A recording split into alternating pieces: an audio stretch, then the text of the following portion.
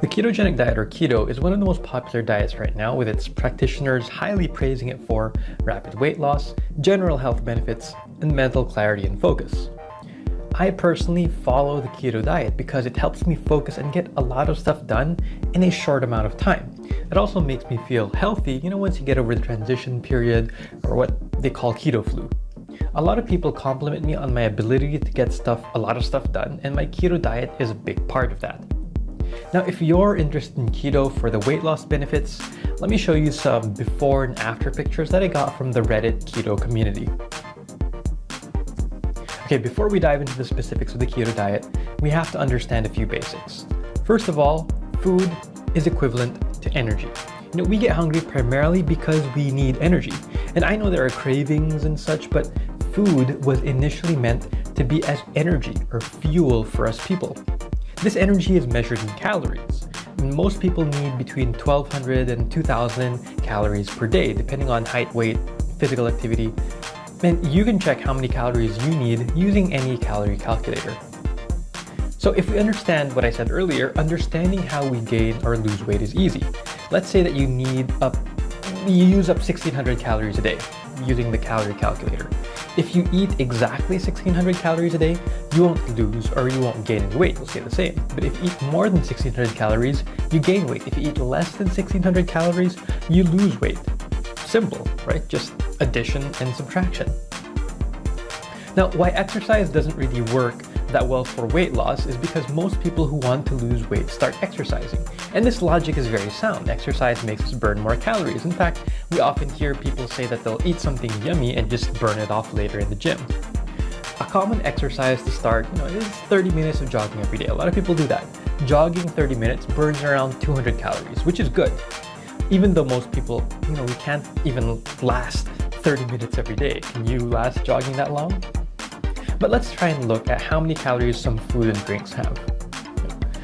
Venti white chocolate mocha in Starbucks, which I love, is 620 calories. 3 cans of Coke is 420 calories. A regular Yum Burger in Jollibee or a burger in McDonald's is around 250 calories. So what's easier to do? Stop having Coke with meals or jog for 1 hour? Skip that Starbucks drink or jog for 1.5 hours? For most people, it's much easier to eat less than to exercise 30 to 60 minutes per day, including me. Now, why eating less? The problem with most people who try to eat less is that they get hungry.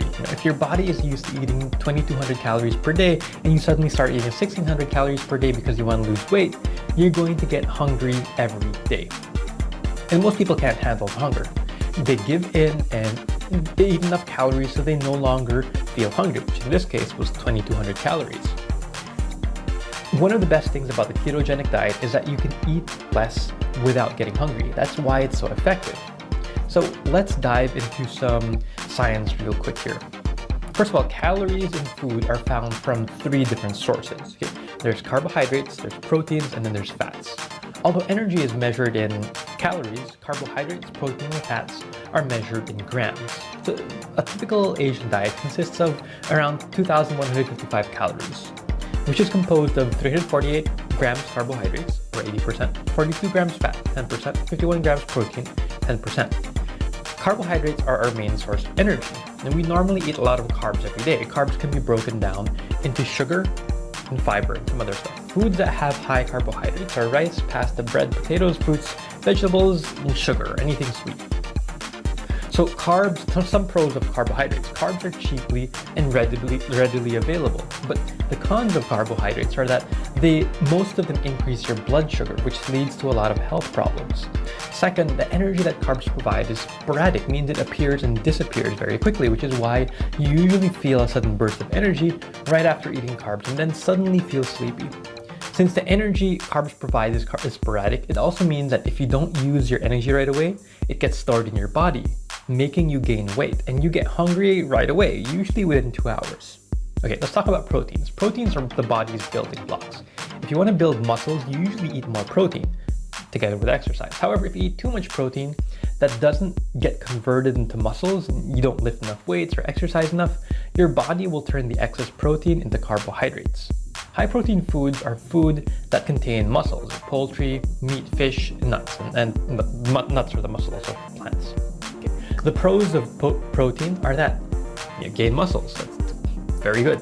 The cons of protein, it's very expensive. Too much protein turns into carbs, and we all talked about the cons of carbs earlier. Okay. Third, fats. Fats do not be confused with the act of getting fat. And this confuses a lot of people. But if you eat 3,000 calories, you will get fat, regardless if you eat carbs, fats, or proteins. Fats are usually found in oils, butter, cheese, avocado, bacon, meat, poultry, and fish. Some pros of fats. The energy provided by fats is more consistent. So it's more consistent over a long period of time. So you don't experience the sudden burst and crash of energy. It's consistent energy for longer. That also means that it doesn't turn into body weight immediately, and that you don't get hungry right away. It usually takes around 6 hours for you to get hungry. The cons of fats. Eating the wrong kinds of fats, all unsaturated fats, can cause heart problems.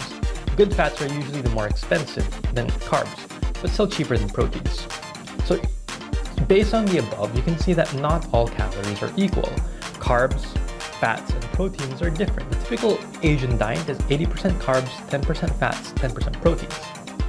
It's also prone to sugar crashes, it's prone to helping us gain weight, and opens up a lot of health problems like diabetes and heart problems. Now, the ketogenic diet is drastically different. It's usually 80% fats, 15% proteins, and 5% carbs. And the primary thing that happens on the ketogenic diet is that your body stops relying on sugar or carbs for energy and starts relying on burning fats for energy instead.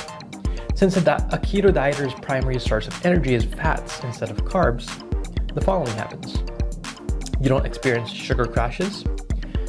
You have more mental focus because you don't sugar crash. You don't get hungry 2 hours after eating. Since you're not as hungry, you eat less and you can lose weight. Okay, I'll talk more about the ketogenic diet in a future video. Please share this video with others so that they can learn how to lose weight, have more mental clarity, and live healthier lifestyles.